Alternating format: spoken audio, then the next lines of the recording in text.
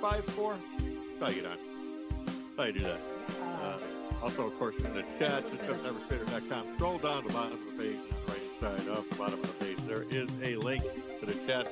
Click that and join us there.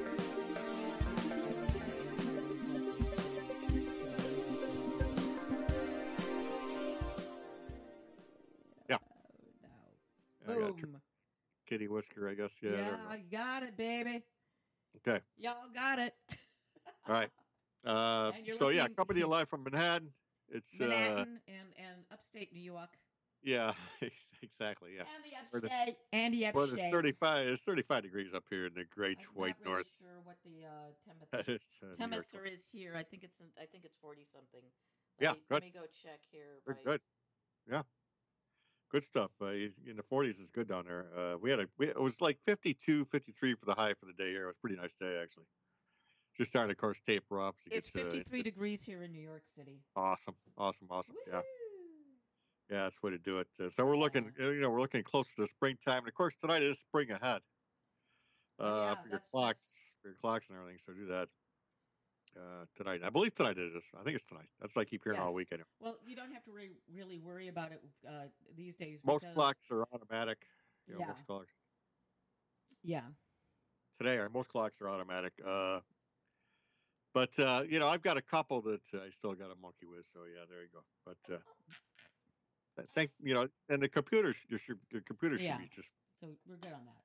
And it just depends on how up to date your modern clock is, whether it's going to be like most of them. Hang on, you're going to hear. I've got to turn the mic down a minute because I have to readjust my microphone. Some of these older clocks, even though they're automatically tuned to daylight savings time and whatever the hell it is in the fall, they got they've revised those dates since the clocks came out. So well, theoretically, since we're still at war, we are still on wartime. Yeah, which is what which is what daylight was originally called, because the presumption was the extra hour of daylight would be good for getting for the war effort. Yeah, the war effort, and of course farmers can get out there and do some farming. Yeah, well, that's the whole extra idea. Hour and that kind of thing. So you had all that going on, which is good, and of course for us that don't do any of that stuff, it's still a good thing to have, just to get that extra. But of course, hour in the evening there, which is nice. No doubt about it. I don't know why we don't have it all year. Probably won't end up having it all year long. Well, there's a lot of people that want to get rid of it because there's some states that have opted out of it. Republicans, mostly in the Midwest. And actually now there's apparently a move by the New England states to go Atlantic time. Oh, okay. Why not? And really screw things up. Yeah, why not do that? Thanks, Maine. So they would be with the Canuckistanian time, I think. And some of the islands. Yeah. Caribbean. Yeah, Caribbean, yeah. So you got that going on. But of course. I don't know. I can't see it. But yeah, I guess why not? You can start Eastern time around New York State and the whole. No, we're talking about New England. Leave New York out of it. Yeah, leave New York out. And that's what I'm saying. Leave New York in Eastern time. Thank you. I guess Donald Trump is so afraid of Bernie Sanders that he's asking Sanders to quote, call off his dogs, unquote, the protesters. And Sanders goes there, I can't do anything about it. So it looks like that Trump's more afraid of Bernie Sanders as a nominee than Hillary. Yeah. Hillary, yeah. I don't know about you, but watching the whole brouhaha yesterday at the University of Illinois sort of brought me back to the Democratic National Convention in 1968 when Dan Rather got assaulted by Chicago cops on the floor of the convention center. Yes. Basically the cops were running riot through the convention, and basically it was a police riot outside. Because I might be wrong, but I honestly don't recall reports of the yippies throwing the first punches, so to speak. Right. No, not at all. Sort of like it's. I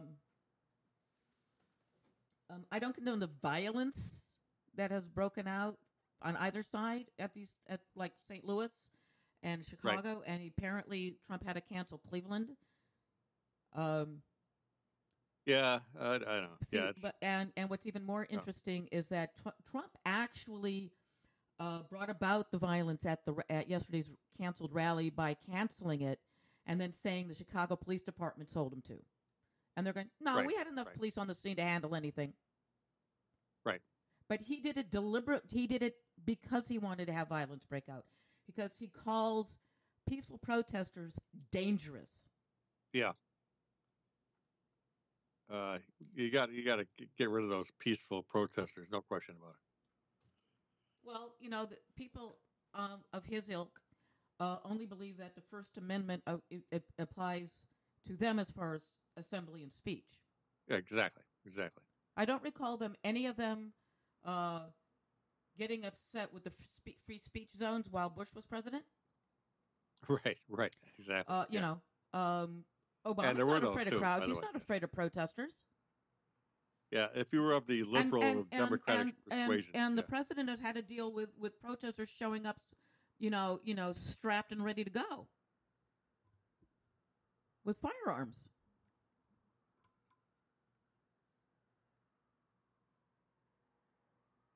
Oh yeah, no question about that. Like say the whole George W. Bush thing with keeping everybody out if he weren't. But then again, tried and true. But then again, what you're seeing is a complete compare and contrast between Bush 43 and Trump. Well, yeah. Bush may have moved the protesters where he couldn't see them, but they were still there, and he knew they were there. They still had an opportunity. Then they were still there, and he didn't have news media assaulted and arrested. Right, true. He didn't have that either. But he kept it guarded pretty good as far as who could get into his events is now trying to gaslight the woman, the reporter from Breitbart, saying, I didn't touch her, but there's video, there's audio. There are marks on her body. He grabbed her so hard, he left fingerprint bruises. Yeah. And he's saying, I didn't do it, I didn't touch her. He's trying to gaslight her. Right. He had an American citizen of Mideastern descent arrested. How dare this brown-skinned credentialed reporter for CBS be arrested? He's a terrorist. Now he's trying to say that the jackass who lunged at him at the rally today was a member of ISIS. Like, is that so fucking important? Yeah. I'm sorry. ISIS would go after Washington, D.C. and the White House and the president before they would go after this little asshole. This man who has never... Yeah. This is the first time this man has ever been defied by people. And he cannot handle it. He is the prime example of affluenza. He has never had to answer for anything. And everybody, you just might as well stop bringing up his failed business ventures, because that just shows to his base that he is a real business, that, he's just like that. He does something, he fails, he just keeps going and going. And even though it fails, he keeps going. And then he has an infomercial about all his failed products. Like the meat that he was showing off wasn't Trump steaks. It was Bush beef. Indeed. I kind of like that.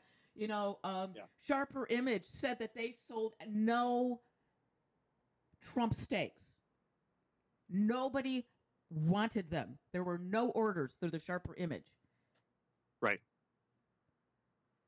Yeah. The winery that put his name on their labels, I don't think they sold anything either. Yeah, probably not. Yeah. He tries these side ventures, yeah. And apparently, the first people that went through Trump University were forced to give glowing reviews of their instructors if they wanted their certificates. Yeah, there you go. Which is why that first year they got such glowing AA. Everybody loved what they did because they had no choice. Right. I mean, it's kind of like, I work for I represent a major computer brand, and part of my job at the store that I'm at is badgering the sales staff into doing the training on the product. That would be like me saying, you don't get your gift cards or whatever until you complete all this stuff and then give me a glowing review. Okay? Then you will get then I can give you the gift cards. Then I can give you your rewards for doing your training. Right. And because it's important training, because new products come out, they have to know about it. They need to be able to answer questions about solid state hard drives and Thunderbolt 3 and USB-C. You know, the new connectivity protocols. And USB-C is really cool because you can it's like FireWire on amphetamines. You can connect up to 9 peripherals on USB-C. Yep. Okay. Which is pretty fucking awesome. Well, yeah, it is. I mean, you don't have too much money more than that anyway. I mean, unless you can, I don't know, store or something. It's you would connect your USB-C to your standard USB port and then do what you ever need to do, and you can but you can it's like old FireWire hard drives. You could stack plug hard drive, plug one hard drive into another hard drive, and with that initial hard drive plugged into FireWire, and you could put up like 3 or 4 FireWire onto that one connection. Heck yeah. And USB-C is just a faster standard. There you go. Yeah. Ricky says the Sharper Image is a weird place to sell steaks today. The Sharper Image was a weird place to sell a lot of stuff. No wonder it went bankrupt. Yeah. It was a strange place. We actually had an outlet store in this neck of the woods. Yeah. Where you could actually walk into the store rather than order online. This now vacant store at the corner of 86th and Lexington, which up until last week was a women's clothing store. They just moved to another location because they got a better deal on their lease, with a Sharper Image. They had some really cool things, and they had some really stupid things.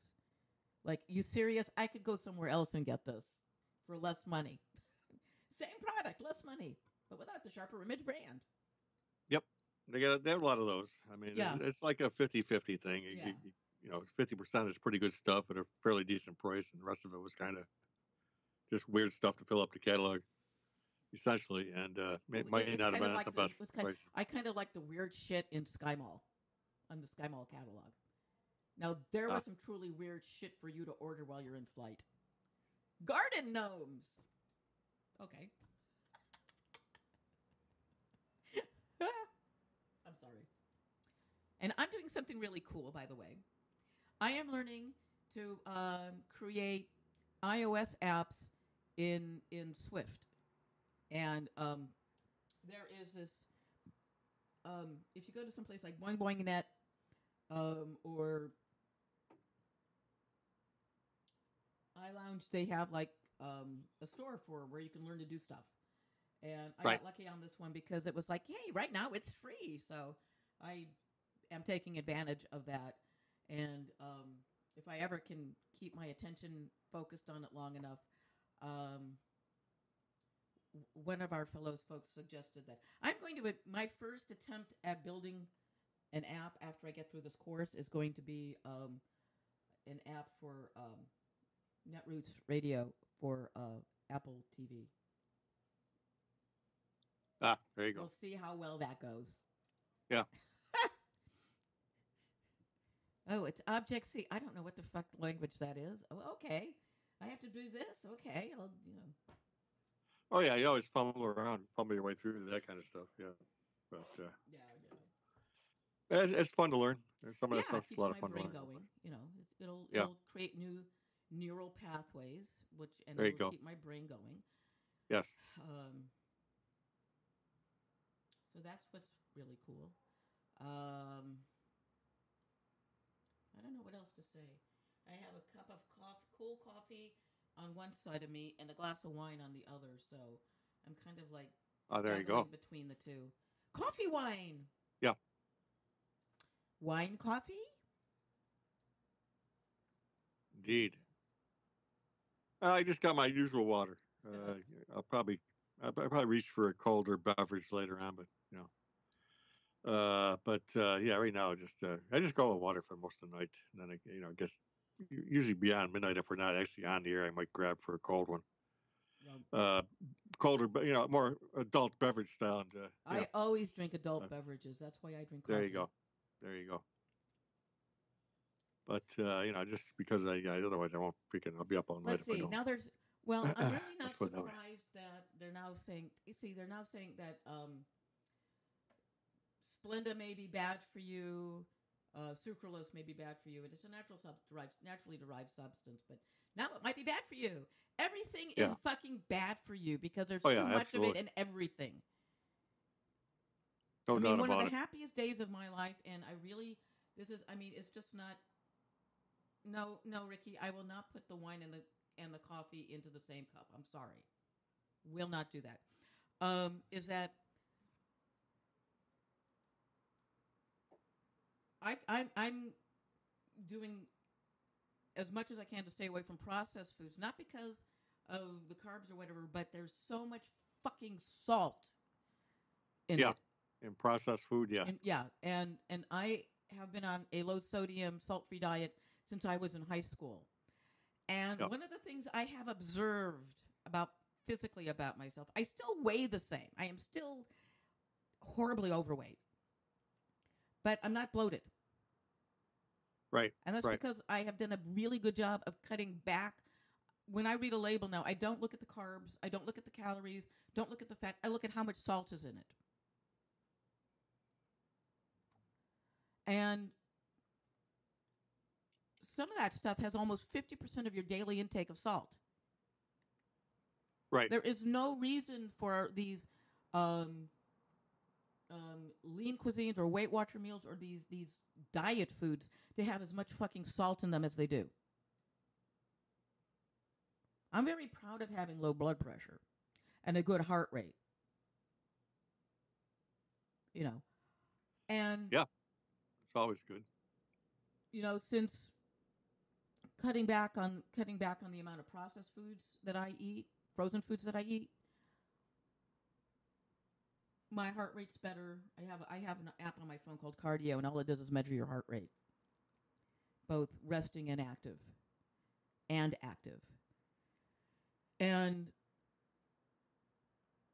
most of the time, it's between 60 and almost fit and really fit. It's between 60 and under 60. Yeah. And then I have to say it's maybe because I have cut all the cut as much processed foods out of my diet as I can simply because of the salt content.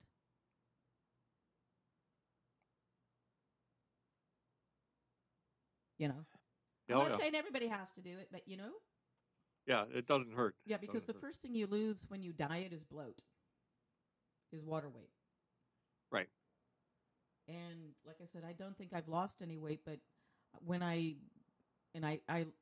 definitely look horrid in white, and I have to wear a white shirt at work with black slacks, and so it's like really evident that I have much more midsection fat than is good for somebody my height. I'm 5', yay! And I weigh 164 pounds, folks, and I should not. Yeah. Some of that is due to the medications that I'm on too. It is, without a doubt. Yep. Yeah, because I just can't lose it. And I walk a couple of miles a day when I'm at work, and then I try and get off my ass when I'm not at work and walk a couple of miles a day and do my stretchies and all that good stuff, And this is why you're listening to the Roundhouse Power Hour of... Yes. Because we talk about whatever, because this is about what it's about. It's about trying not to talk politics, because we feel, at least I feel, everybody deserves a break from the bullshit. Well, there's plenty of it out there. That's for sure. We all deserve a break from the pro feed, Yeah. Try to do some different stuff. We do bring in some politics, but not as much as maybe other shows do at this. Well, because like I said, it's late enough at night, and it's a Saturday night, and people, if they're listening in, just want to hear pro feed, bullshit. Don't want to think about anything. That's what daytime talk radio is Yeah, all true. about, you know. True. Yeah. So Yeah, there's a lot of that. Too much out there, I think, on the daytime hours, nighttime yeah, hours.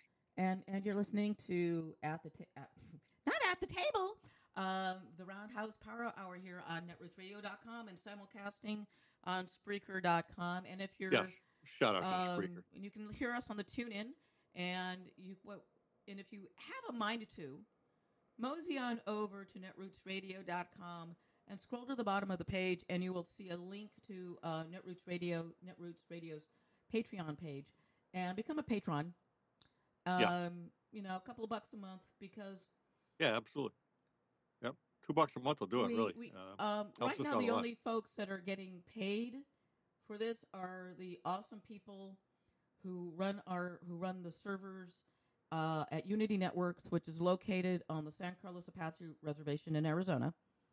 There you And if enough of you subscribe and donate, you know, like, you know, a couple of bucks every month, then we can, you know,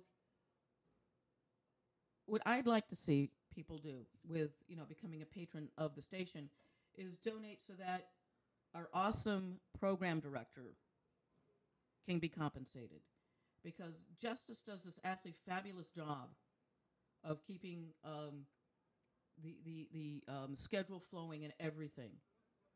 Yes. And Indeed. and he's just, you know, he just works his ass off.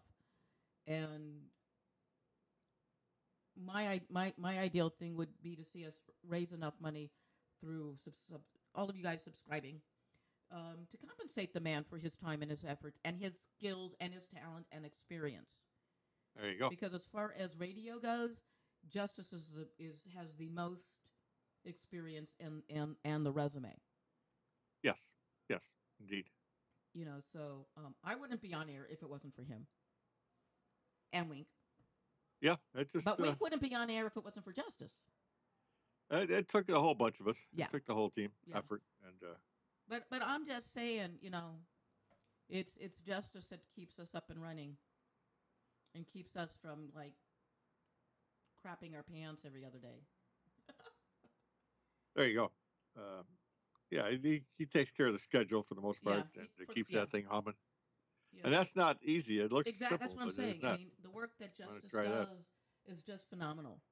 Yep, it takes time. It takes and he is doing that stuff right on top of having a real job, one that brings money in. Exactly. You know, so this is definitely for us not a hobby. Oh yeah, and we're still working for the long haul. And you know, who knows, you guys? You know, we're working, or at least I'm working on trying to figure out some types of like thank you gift, you know, for you guys. I mean, bumper stickers just won't cut it, you know.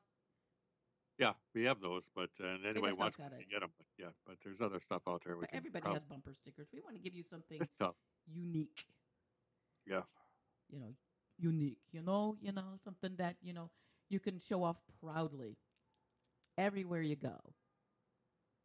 Like a tablet case that says Netroots Radio, patron of the radio arts. How does that sound? That sounds pretty cool. Yeah, absolutely. One of the things we got cooking at the end of the month is Moral Mondays is coming to Albany, New York. Oh, so sweet. That is nice. And I'm going to try to make that event. I got to actually have the day off. Oh, good. Try to trudge down there and cover some of that. What day is that? That's on a Wednesday, the 30th of March. I'll be unemployed by then. Yes, you will be unemployed. No, I will be unemployed by then. Yeah. So, we're going to try and do that and see what we can do. Cover some of that event because that's a one-time deal up here. It doesn't happen very often. Well, and get that up and running. As I was just going back to politics, there was a shutdown of the hate rally, of the 2 minute hate rally in St. Louis. Trump canceled the Cleveland rally. Yes, he did. So I'm really interested And what is going to happen when Netroots Nation hits St. Louis in July? Yeah, it's going to be different, I think. I don't know. We'll see what happens, but As yeah. far as that goes. Yep. Because I would not be at all surprised if some Trump supporters attempted to infiltrate and wreak a bit of havoc at the town halls. You know, retaliation. You shut us down, we shut you down. And some idiot woman was, Heil Hitlering on their way out of the rally yesterday. Well, the protesters were actually there stopping violence and making sure that every people got out safely. Yep, without a doubt. There was I read an eyewitness account, and he was saying about the woman that the photo of the woman with her arm raised in the Nazi salute. And he was explaining what was going on when that photo was taken, and Oh yeah, absolutely. Yeah, it's gonna be different. It's gonna be a different summer. This campaign than pretty much. But I want to reiterate that no matter who is protesting the 2-minute hate rallies, violence only proves their point. Go ahead, because as we saw on TV the other day, a guy being escorted out of a Trump rally by the police got sucker punched. He was arrested, and it took them 2 days to find the guy that threw the punch, even though there were cops standing right by him when he threw the punch. And the assailant said, "Well, the next time we might have to kill him." Right. There are people that are itching to kill a protester. These people are no different from the hard hats that Nixon managed to stir up into a riot here in New York City during the Vietnam era. Do a search for hard hat riot, folks. In fact, right. I'll fire up my old Google browser on my. Well, I actually probably could have used my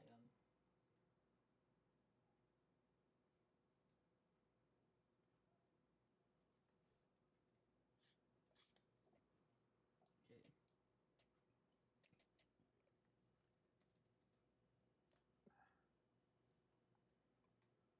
Yes.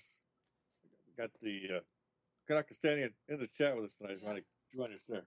Make sure and talk of Trudeau. Yeah, that was actually pretty cool. Yes. The Obama visit with Trudeau. Yeah. Thought it was too. I think but I think Canada's better off with Trudeau there than the hard previous hat riot, administration. Okay, this is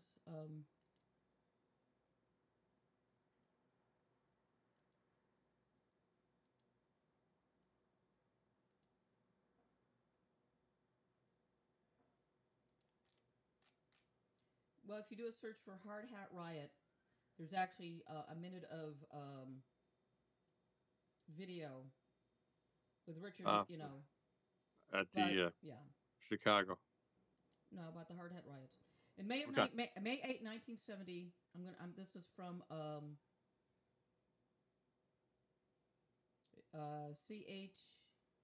chmnnm.gmu.edu. So this is an education website. Yeah. May 8, 1970, the Dow Jones Industrial dropped 5 points to finish at 717 in the slowest day of the trading months. Outside the stock exchange, there was chaos erupted. At noon, hundreds of construction workers arrived on Wall Street and violently disrupted a protest against the Vietnam War. It was a peaceful protest that was violently disrupted by 200 members of the AFL-CIO. Yep.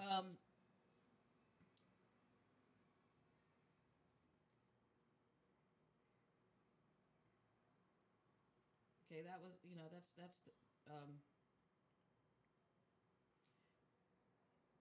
70 people were injured in that riot. The workers then stormed City Hall, cowing policemen and forcing officials to raise the American flag to full from half-staff, who had been placed in mourning for 4 students killed at Kent State the previous Monday. Pace College group of construction workers who said they had been pelted with missiles by students from the roof twice invaded a building, smashing windows with clubs, crowbars, and beating up students. Earlier, the workers ripped a Red Cross banner from the gates of Trinity Church and tried to tear down the flag of the Episcopal Church. So there was also a bit of religious bigotry involved in this. This is senseless, said the Reverend Dr. John Vernon Butler, rector of Trinity Parish.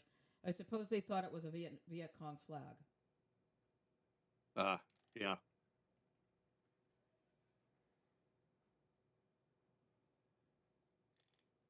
And 6 people were arrested that day. 19 people injured, including 4 cops were, Beekman Downtown Hospital reported 23 people had been brought in by ambulance from the Wall Street area suffering cuts and bruises.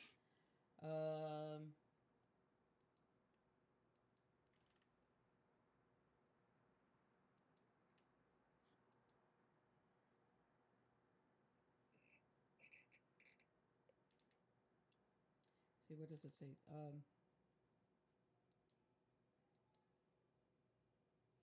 From his 32nd floor office at 63 Wall Street, Edward Schifro watched through binoculars. 2 men in gray suits and gray hats who he said seemed to be directing workers. These guys were directing the construction workers with hand motions.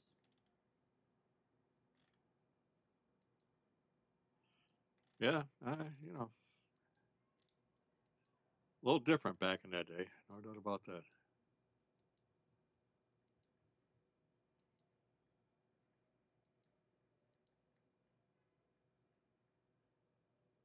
One of the construction workers said that not only were the workmen organized, but also, in at least one case, they were offered a monetary bonus by their contractor employers if they would take time off from their work to break some heads.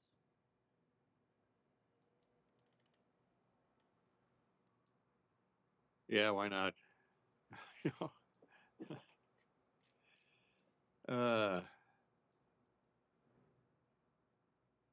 is gonna be quite the campaign this summer. I gotta say, I thought maybe it'd be over by now. And then this is, again we see the peaceful demonstrators being painted as the ones being violent. The only reason they're being violent is because they are there exercising their right to their First Amendment right to assemble and express their opinions. Yep. They're not the ones throwing the punches. Or Trump says he's going to file charges against the guy who rushed the stage. Well, there are people that are getting ready to file charges against him for incitement because of their injuries. Yep. I'm pretty sure he admired John Gotti, the the Teflon Don, as he was, dubbed by one of the papers here. The newspapers here loved organized crime figures, as long as they don't get caught and sent up the river. Papers loved Gotti. They loved John Gotti. No doubt. Yep. I mean, he was great around the neighborhood. There's no doubt about that. Because, the safest neighborhoods in New York City at one time were the neighborhoods where the mafia lived. Yep. Where organized crime figures lived, because nothing went down in their neighborhoods. Right. The area where I lived, when I got my head injury, my brain injury, the streets were safer than my building, because the dealers were not going to let anything happen on the streets. Right. I could walk home from the subway at 3 o'clock in the morning to my building and know nobody was going to touch me. Right. But I was not safe in my building. Yep. That's something. Yep. Yeah.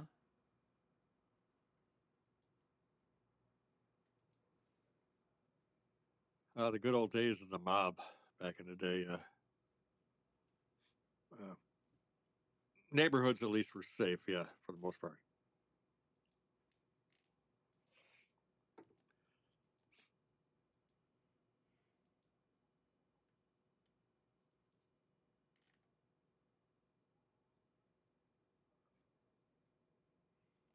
And with the hard hat riot in 1970, there was speculation that Nixon was the one that instigated it, incited it.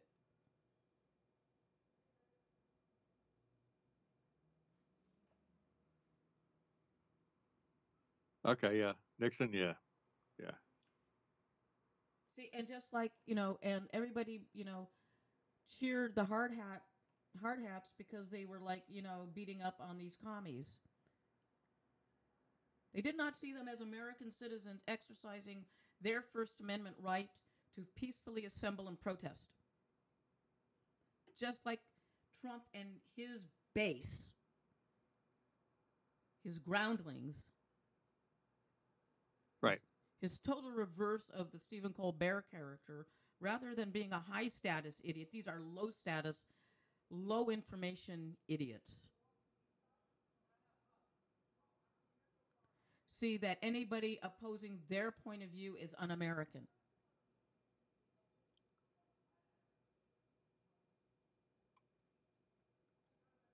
And it's not, in my opinion, anger against undocumented immigrants or poor people of color, but you've got a lot of people who who realize they have been betrayed by the system, but they can't bear to acknowledge the fact that it's the party that they have been loyal to that betrayed them.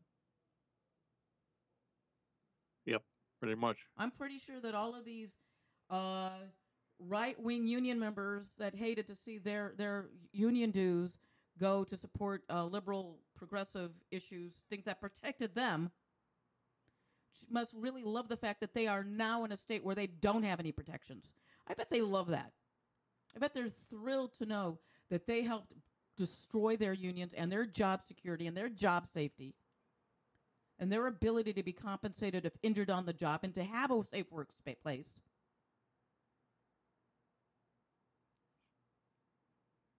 And they cannot accept the fact that they actively worked to betray themselves by breaking unions and going right to work. I've seen right to work. All you have to do is go on a non-union commercial shoot and in shitty weather and see that the only time the non-union actors get a break is when the union crew takes their break.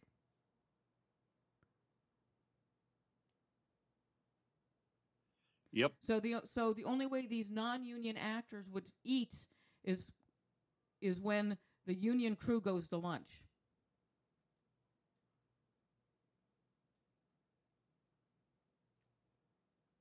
And if you've got a non-union film crew working for there, lots of luck getting any break. Because you have no fucking union protections. Right, right. They can have your ass working in any type of weather. Because what are you going to do? Go to the union and complain? Right. They can stick your ass in a dangerous situation. Yeah, you can go to the National Labor Relations Board. I stage managed a showcase, an off-Broadway showcase, which is a 6 limited performance, limited run play for actors, members of equity to showcase their talents, but they don't have, and because it's only 16 performances, there's no pay involved for the actors. Right. I worked under a producer that was so horrible. She was the stereotype of the producer that got equity formed in the first place. She was trashing everybody in the cast, especially the lead actor who was a Tony nominee, to the audience, to everybody. She was horrible to me. And after the show, I went with this actor to equity, to be there when he filed his complaint against this woman. And he said, well, there was nothing. He said, I could go to and I explained what was going on as a non-union stage manager. And he said, I'd have to take my complaint to the National Labor Relations Board. Because as a non-union stage manager, I had no fucking union protection. Right. That woman could have abused me and fucked me out of my pay, and I couldn't have done shit about it because I had no union behind me. Right. Unions protect you, people. Unions make sure you get paid. Unions make sure you don't get your pay stolen, which is very unbiblical.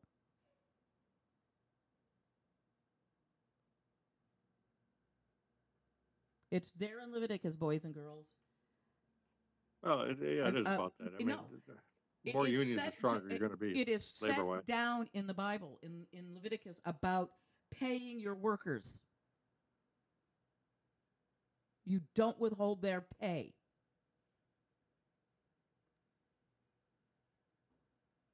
Yep, they get paid first. Pay them before you pay anybody. You pay them for their work.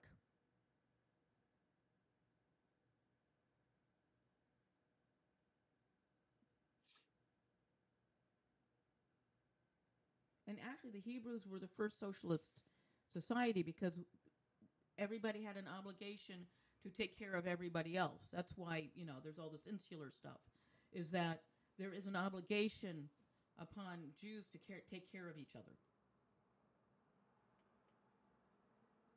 If you were a farmer and you're harvesting your crops, you don't, strip your land clean. You leave, something there for the widow and the poor to harvest so they can eat. Yep. If somebody owes you money, you are not allowed to taking the shirt off of somebody's back.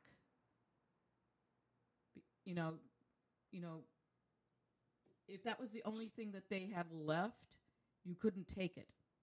Right. Because you could not humiliate them if they owed you money and couldn't pay you. I'd like to see us go back. I'd like to see a Jubilee year. Yeah.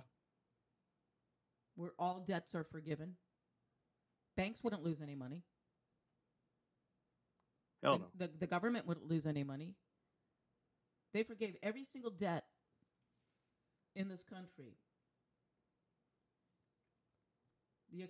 Nothing would happen to the economy. Right. The banks are too big to fail.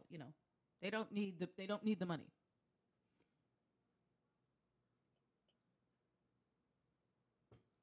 So I would like to see a return to the Jubilee year, which is every 50 years, all the slates are wiped clean. Same thing with every 7 years of a sabbatical. That's why when you declare bankruptcy, you can't declare for another 7 years. Ta-da! Yeah, good point.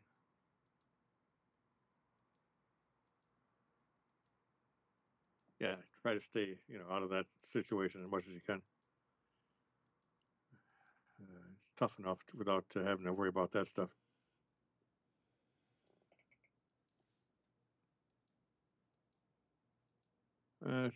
Temperatures dropping. We're probably going to go into the 30s tonight. Son of a gun, I was hoping we'd stay in the 40s. Apparently not.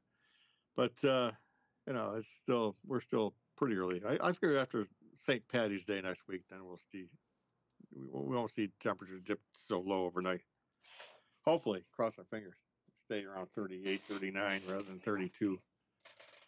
And then warm up in the 50s during the day with any luck at all. But we're still a week or two away from that. Been pretty good, though. Not much happening here locally this weekend. So far this weekend is still early, but there hasn't been really all that much excitement going on. We're all excited. Kind of quiet here in New York 21. Not really not going on, as I said. And everybody's talking about the Trump thing, but and also I guess the misspeak by Hillary about the gay rights thing or whatever, and said, everybody misspeaks during a campaign. No, Trump doesn't misspeak. Yeah. Trump is very, very calculated. Yeah. Trump understands. He's a salesman. He's a con man. He knows how. Yeah, he is a salesman. No doubt about that. He knows which primal buttons to push. And which is why you see sex being used in advertising. It's a primal, sex is a primal function. Yep. Fear is a primal function. Fighting is a primal function. So what Trump does at his rallies is he pushes the flight button and the fear button and the fight button. He pushes those buttons. Pushes the fight button by saying, I'd like to punch them in the face. Pushes the fear button by saying, ISIS, this, black, Oh, yeah. illegals, drug dealers, blah, blah, What about all them 50,000 undocumented Irish? What about all the Europeans that overstay their visas? Yep. They're there. They're out there. Yeah,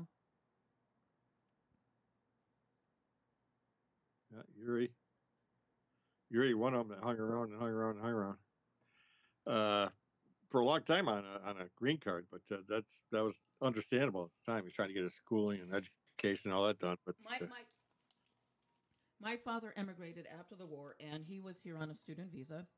And after my dad got his PhD from Cal Berkeley in 1949, he had to leave the country for 24 hours before he could re-enter as a resident alien. Yeah. As a and I even remember seeing, spots on television. I always thought it was funny, telling resident aliens that it was time for them to go down to the post office and check in, right, to renew their status.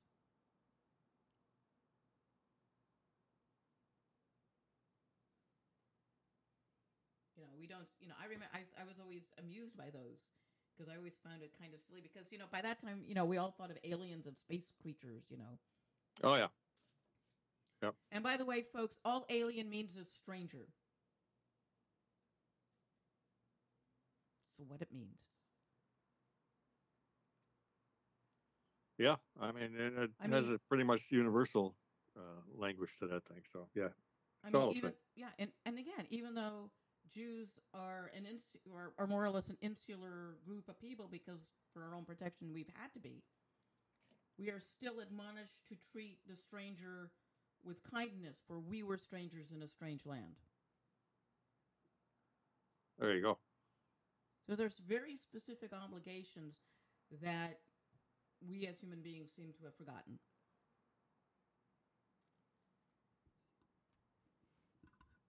So. Yeah. And, the whole Trump gang tries to make sure we forget it for the most part. Well, it's nice to see. They don't prescribe to that at all. It was Marco Rubio who had the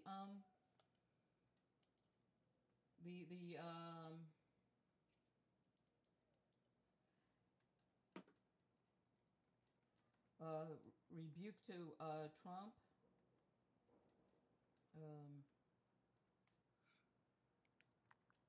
He was doing some Trump bashing. There's no doubt about that. Yeah. But well, I don't know. Rubio has a point. Trump and the protesters are both to blame, and he's right. On one level, but Trump set the firecracker off in the where the rally was being held. I mean, he has a tendency to he more or less, in my opinion, get too small a space because there will be an overflow and people will be pissed off they can't get in. Makes them easier to manipulate. Muslim woman who went to a rally and then says before the rally, everybody she was talking to were nice. They were accepting. There was no, she didn't feel fear around them. And then it all changed when he started speaking. Yep, pretty much.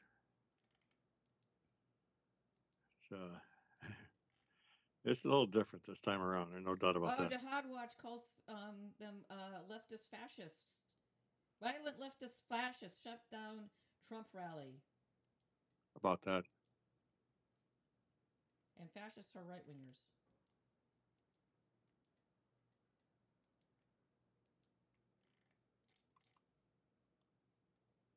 See, but what Trump did also worked to his advantage because he then was on every single media outlet, you know, blaming, saying the Chicago cops told me to do this. I didn't want to, and he didn't know if the black guy that was being pulled off the stage was working or not, even though he was wearing a suit. I don't know if he has a job.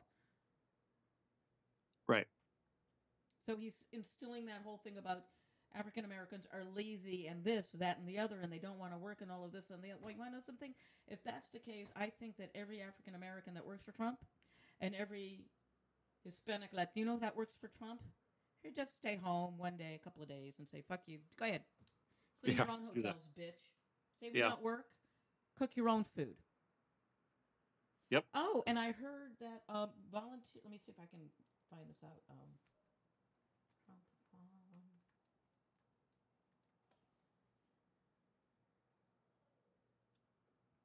And there is there we are. Trump volunteers are required to sign a non-disclosure agreement. How about that? Yeah.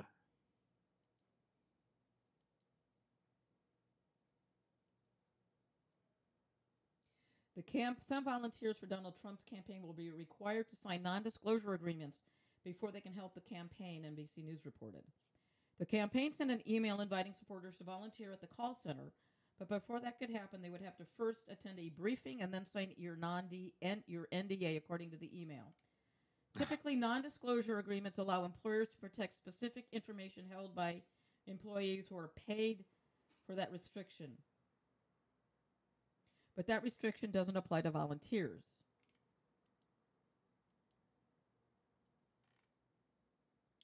So that's interesting. What does he do? What does he doesn't want getting out about his campaign?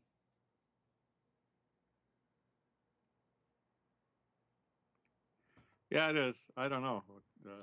I mean, they're not going to have access to the phone lists. I mean, I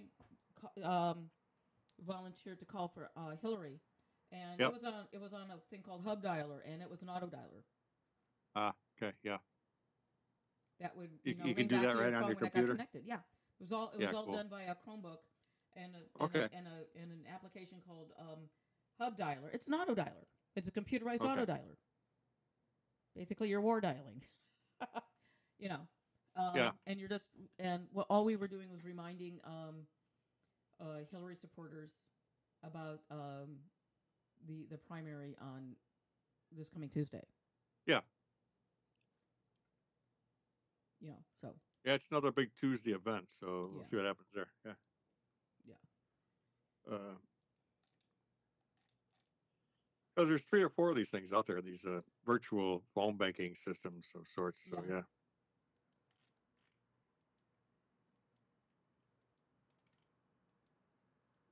Man, I would love to know why he doesn't want people talking about what's going on in the call center.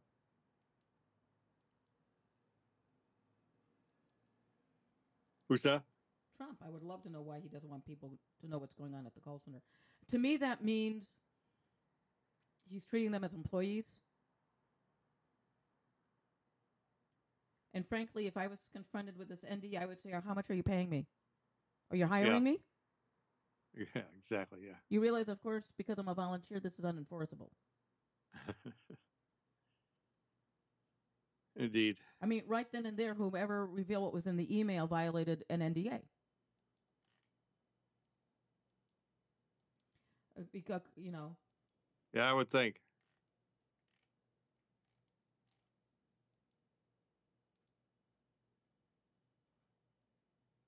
It's almost over. We got another 5-6 months, but at least we got 5 or 6 months behind us. Now we just got to go and wrap it up. But yeah, it's been a long campaign. That's for sure. I got a couple minutes. We got the Canuckistanian in the chat if you want to see what's going on there in Canuckistan. Unless it's because you're being taken into the bowels. The call center is at Trump Tower. So evidently there's something going on at Trump Tower that he doesn't want anybody talking about. That could be. Yep. I see people around the country are actually inviting people to their home to use these virtual devices. So I guess they just need a laptop, bring your own laptop or Well, whatever. yeah. What it is that it dials out for you, and then when it connect, and then it connects to your phone but then it rings back to your phone. Ah, okay, So you're cool. not Yeah. actually doing the calling. All You're right. not using your minutes to call out. Right.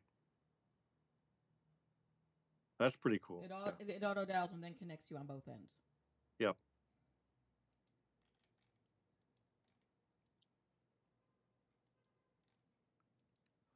Yeah, it's not bad. All this tech stuff we got out there. I mean, you can almost run your campaign yourself for crying out loud. At least at the local level. Doesn't take too many people to do it today, really. The other thing that's really cool about this is that you can, when it comes up on the screen who you're talking to, it allows you to talk to them locally. Right.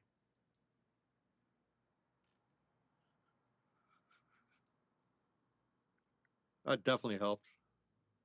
Anytime I did any phone banking, which was usually at Democratic headquarters, and there's usually 4 or 5 phones around there. You always call locally, obviously, but man, you get a lot of over 60, the over 60 crowd. It seems like you got more of that crowd than anything. But they were the ones that were home, so I'm the ones you wanted to call, I guess. But I just found it interesting that we were spending all our time doing that, and I said, well, let me go out and bang on some doors.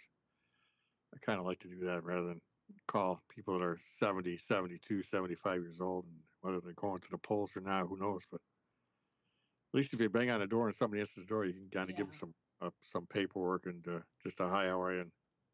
And 20 seconds and you're back down the road banging on somebody else's door. You're not there all night. Works out pretty good. Got about 30 seconds left. We got to get out of here. Man, that flies by. But back here next Saturday night, of course. And the Canucks Standing, I'm sure, will join us then as well. Of course. Yeah, it should be in the chat, no question. And you can, find out what's going on there in Canada. Do that. But with that, we're out of here. We'll see everybody next week.